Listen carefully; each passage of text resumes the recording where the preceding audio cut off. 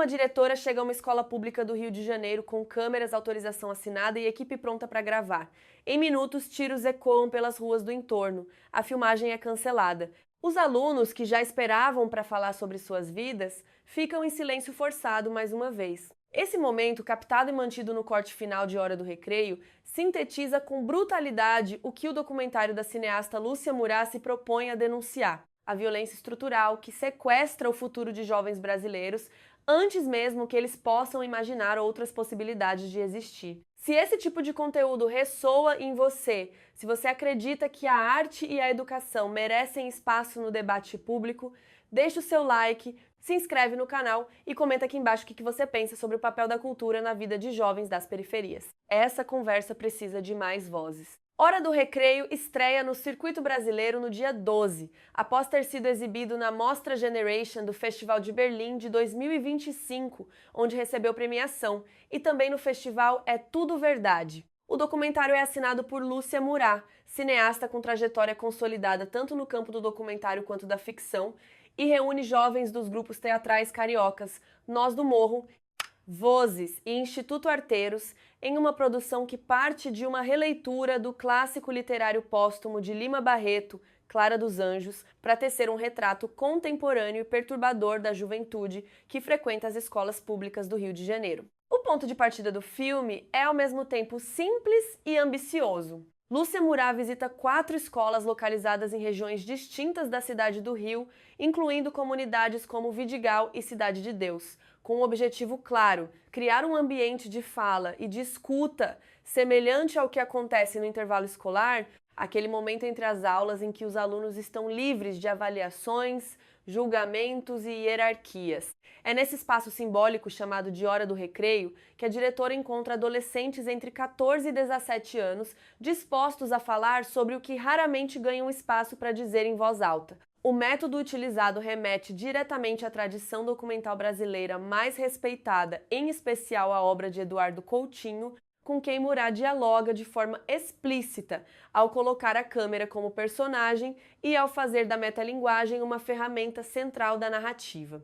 Logo na primeira sequência, quando os alunos já estão engajados em seus depoimentos, a câmera é revelada e a diretora rompe a quarta parede para agradecer a participação dos jovens. Esse gesto não é apenas estético, ele é político, porque reconhece publicamente a agência desses estudantes e os posiciona como sujeitos do processo, não como objetos de documentação. Os depoimentos que vêm a seguir são de uma força difícil de dimensionar. Jovens, em sua maioria autodeclarados negros, narram histórias de violência doméstica, de racismo cotidiano, de discriminação contra pessoas LGBT, de falta de perspectiva e de como a escola, que deveria ser uma zona segura, muitas vezes falha em cumprir esse papel. Provocados por professores que atuam como mediadores, os estudantes não poupam críticas ao ambiente escolar nem ao sistema que o cerca. Há uma maturidade desconcertante nas falas. Um letramento político que surpreende quem ainda subestima a capacidade analítica das novas gerações. O filme expõe também as resistências institucionais enfrentadas pela produção. A Secretaria de Educação do Rio de Janeiro não autorizou o uso do espaço letivo para as gravações em determinadas circunstâncias, obrigando a equipe a adaptar continuamente o plano de trabalho. Essa fricção burocrática é registrada sem dramatismo excessivo, mas com clareza suficiente para que o espectador compreenda o quanto o sistema educacional brasileiro ainda trata a arte e o diálogo como ameaças à ordem, em vez de instrumentos de formação. A cena do tiroteio que impede a filmagem, mencionada acima, não é um desvio narrativo, ela é a própria narrativa. Para os moradores do Rio de Janeiro, em qualquer bairro, conviver com a interrupção da rotina por conta da violência armada é uma normalidade inaceitável, que o restante do país muitas vezes não enxerga ou prefere não enxergar.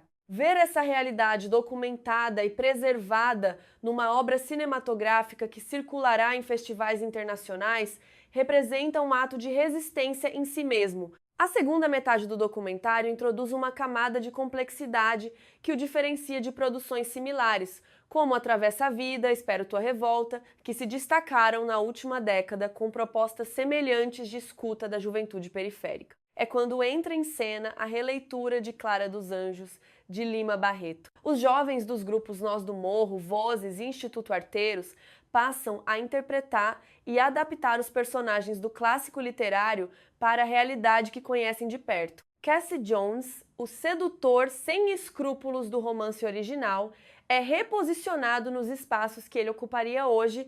Clara e sua mãe enfrentam na encenação as consequências que uma mulher negra e periférica ainda enfrenta quando cruza o caminho de homens que usam o charme como instrumento de exploração.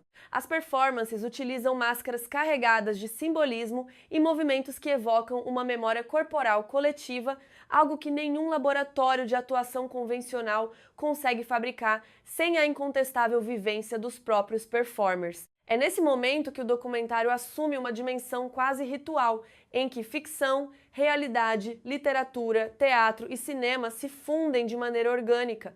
O espectador é convidado a pensar nos caminhos alternativos que a arte oferece às múltiplas formas de violência narradas ao longo do filme. Esse movimento entre o documental e o ficcional já esteve presente em outras obras de Lúcia Murat, como Ana, Sem Título, de 2020, e Uma Longa Viagem, de 2011, além de dialogar com referências internacionais como Salve o Cinema, clássico iraniano de 1995, dirigido por Mohsen Makhmalbaf. A diferença em Hora do Recreio é que a metalinguagem não serve apenas para questionar os limites do documentário enquanto gênero, mas para tornar visível o próprio processo de construção coletiva que deu origem ao filme. O registro do processo é o filme. Com pouco mais de 1 hora de duração, Hora do Recreio não pretende resolver as contradições que documenta. Ele as expõe, as nomeia e as entrega ao espectador sem condescendência. A proposta é clara: a arte é um caminho. Não o único, não o suficiente por si só, mas um caminho real e necessário para jovens que o mercado de trabalho ainda não vê, que a política pública ainda negligencia e que a violência estrutural insiste em manter invisíveis. O que fica ao final é uma pergunta incômoda sobre o Brasil que escolhemos construir. Uma sociedade que financia o silêncio de suas crianças ou uma que investe na potência das suas vozes? A resposta não está no filme. Está nas decisões que tomamos fora da sala de cinema. Se esse debate importa para você, compartilhe esse conteúdo com alguém que precisa ver. Deixa seu like, comenta aqui o que você achou e se inscreve para acompanhar mais análises como essa. Cada comentário seu ajuda essa conversa a chegar mais longe.